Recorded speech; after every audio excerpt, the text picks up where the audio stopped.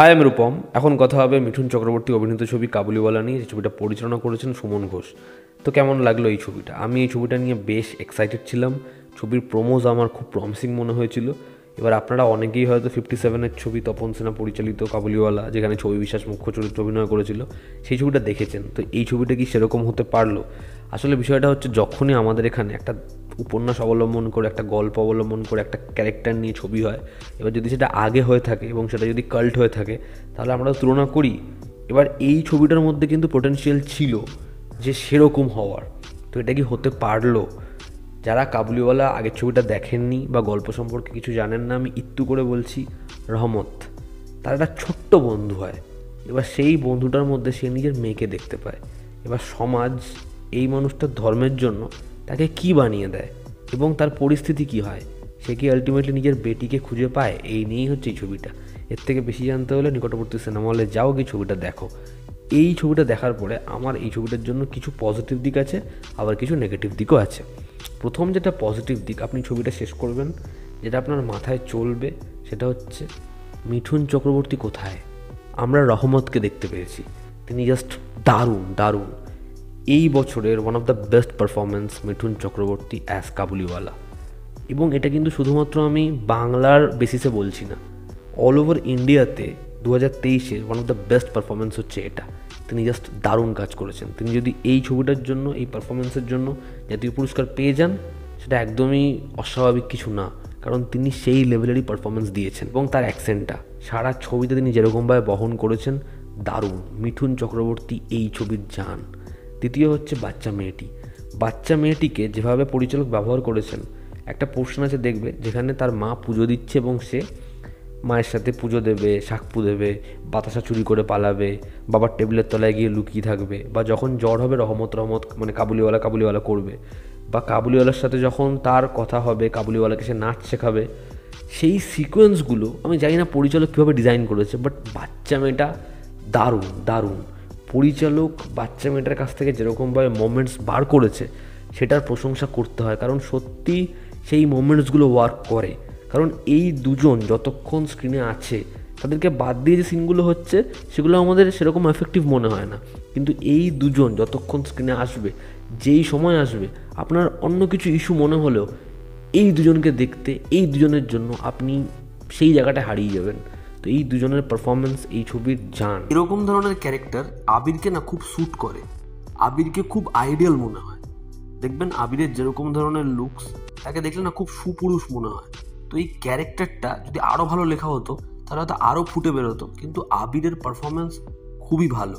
Second হচ্ছে, এই ছবির কিছু ডায়ালগসের পোর্শন এবং যেরকমভাবে সেটাকে স্টেজ করা হয়েছে, সেটা খুব ভালো। একটা জায়গা রয়েছে যখন আবির চ্যাটার্জি তার ওয়াইফকে বলছে যে এরপরে মানুষদের কীভাবে জাজ করো।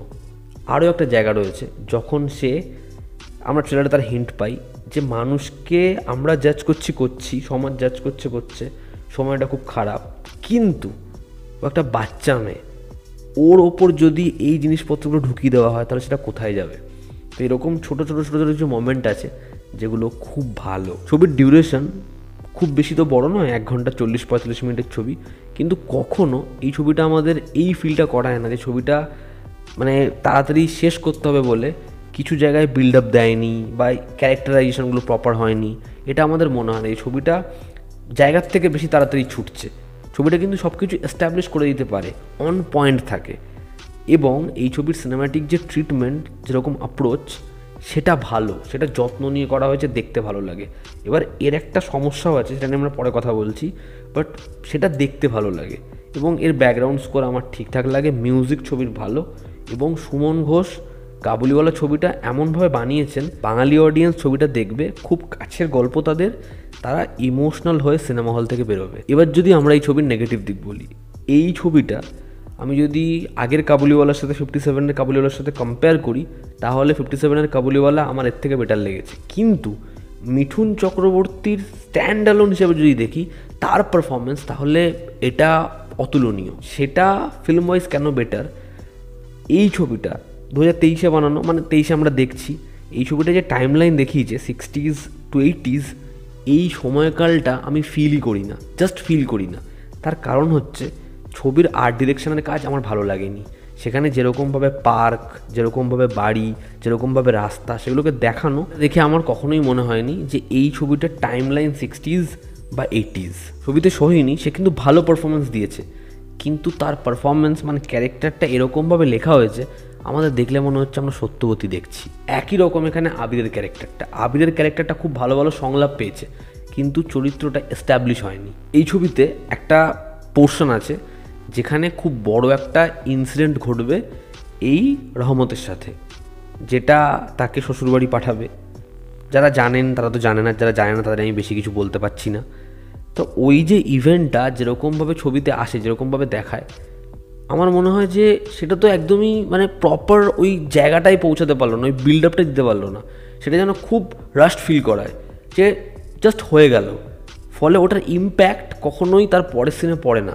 এই যে লোকেশনটা যেখানে এদের বাড়ি, যেখান থেকে রহমত আসে, এই যে এই এলাকাটায়ও প্রত্যেক দিন আসে, এই বাড়িটা থেকে চাকর বাকররা ওকে রোজ তাড়িয়ে দেয়, এই যে জায়গাটা, এটাকে এমনভাবে দেখিয়েছে আমাদের দেখলে মনে হয় যেন রহমত ঠিক বাড়ির দুয়ারেই দাঁড়িয়ে থাকে বা বাড়ির বাইরেই দাঁড়িয়ে থাকে। এই যে শ্বশুরবাড়ির যে পোর্শন, জেলের যে পোর্শন, সেটা ছবিতে জাস্ট স্কিপ করা হয়েছে। ফলে এই যে এত বছর পেরোনোর পর যে জার্নিটা ওর, সেটা আমরা উপলব্ধি করতে পারি না। মানে সেই জায়গাগুলো শুধুমাত্র মিঠুন চক্রবর্তী দারুণ পারফরমেন্সে টানছে, কিন্তু ন্যারেটিভে সেখানে অনেকটা দুর্বলতা রয়েছে। ওভারঅল কাবুলিওয়ালা একটা ঠিকঠাক থেকে ভালো সিনেমা, তবে মিঠুন চক্রবর্তীর পারফরমেন্স সেটা জাস্ট বেস্ট। বাচ্চা মেয়েটির কাজও খুব ভালো।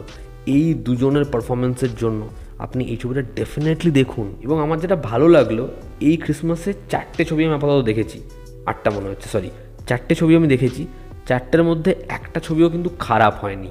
তো এই ছিল আজকের ভিডিও। ভালো লেগে থাকলে লাইক করো, শেয়ার করো, সাবস্ক্রাইব করো। তোমাদের কি অপিনিয়ন জানিও। জনতা আমাদের পাশে আছে। Love you all, bye, take care. আবার দেখা হচ্ছে।